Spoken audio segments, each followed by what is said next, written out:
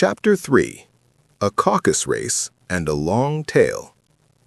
They were indeed a queer-looking party that assembled on the bank. The birds with draggled feathers, the animals with their fur clinging close to them, and all dripping wet, cross, and uncomfortable. The first question, of course, was how to get dry again. They had a consultation about this, and after a few minutes, it seemed quite natural to Alice to find herself talking familiarly with them, as if she had known them all her life. Indeed, she had quite a long argument with the Lory, who at last turned sulky, and would only say, "I am older than you and must know better." And this Alice would not allow without knowing how old it was, and as the Lory positively refused to tell its age, there was no more to be said. At last, the mouse, who seemed to be a person of authority among them, called out, "Sit down, all of you, and listen to me. I'll soon make you dry enough." They all sat down at once, in a large ring, with the mouse in the middle. Alice kept her eyes anxiously fixed on it, for she felt sure she would catch a bad cold if she did not get dry very soon. "Ahem," said the mouse, with an important air. "Are you all ready? This is the driest thing I know. Silence all round, if you please. William the Conqueror, whose cause was favored by the Pope, was soon submitted to by the English, who wanted leaders and had been of late much accustomed to usurpation and conquest. Edwin and Morcar, the Earls of Mercia and Northumbria—" "Ugh!" said the Lory, with a shiver. "I beg your pardon," said the mouse, frowning, but very politely. "Did you speak?" "Not I," said the Lory, hastily. "I thought you did," said the mouse. "I proceed. Edwin and Morcar, the Earls of Mercia and Northumbria, declared for him, and even Stigand, the patriotic Archbishop of Canterbury, found it advisable—" "Found what?" said the duck. "Found it," the mouse replied, rather crossly. "Of course you know what it means." "I know what it means well enough when I find a thing," said the duck. "It's generally a frog or a worm. The question is, what did the Archbishop find?" The mouse did not notice this question, but hurriedly went on. "Found it advisable to go with Edgar Atheling to meet William and offer him the crown. William's conduct at first was moderate, but the insolence of his Normans— How are you getting on now, my dear?" it continued, turning to Alice as it spoke.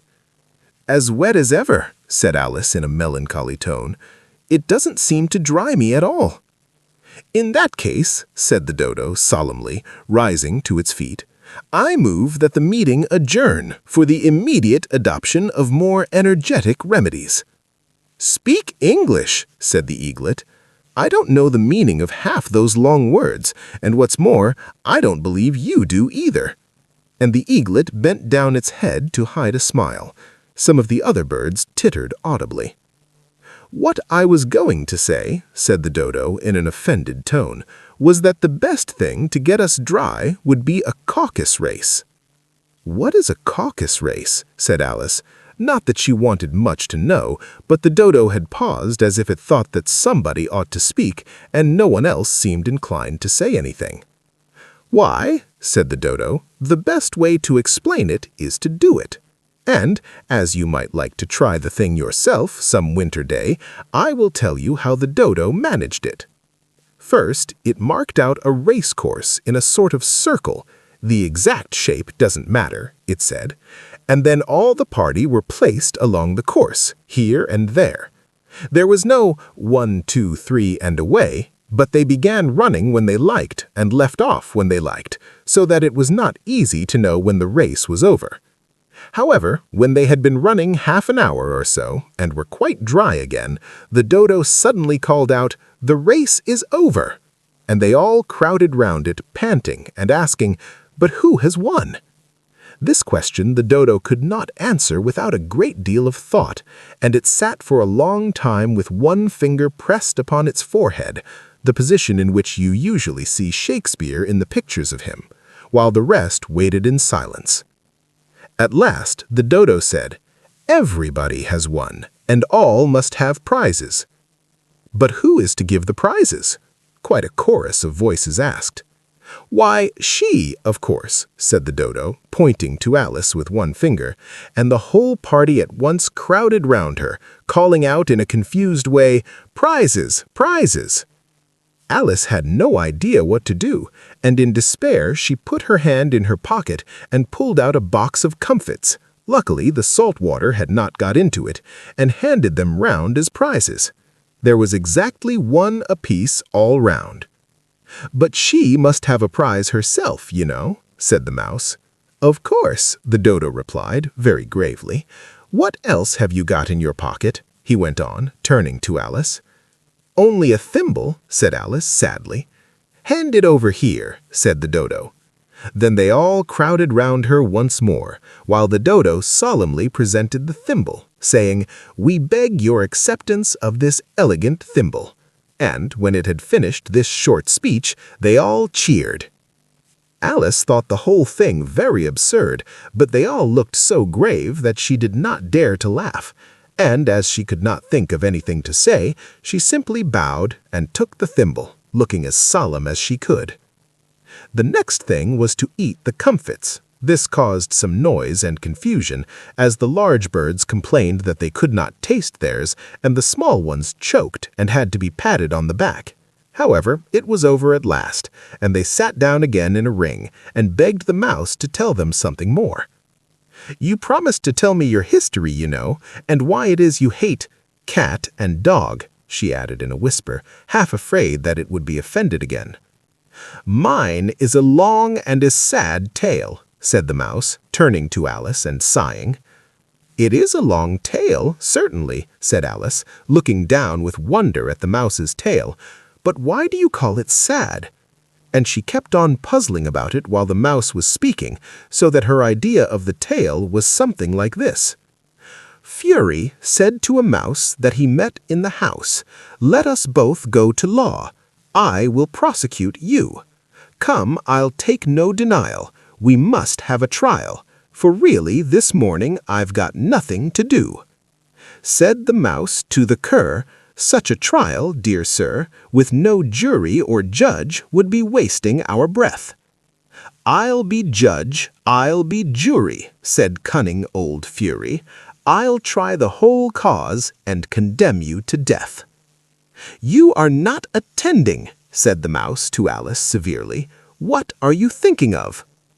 'I beg your pardon,' said Alice very humbly. 'You had got to the fifth bend, I think.' 'I had not,' cried the mouse, sharply and very angrily. 'A knot,' said Alice, always ready to make herself useful, and looking anxiously about her.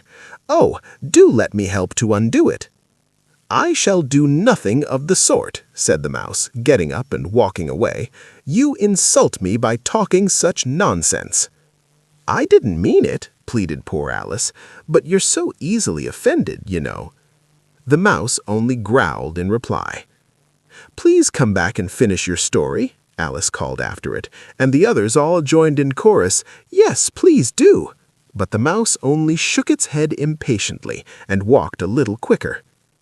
'What a pity it wouldn't stay,' sighed the lory as soon as it was quite out of sight, and an old crab took the opportunity of saying to her daughter, 'Ah, my dear, let this be a lesson to you never to lose your temper.'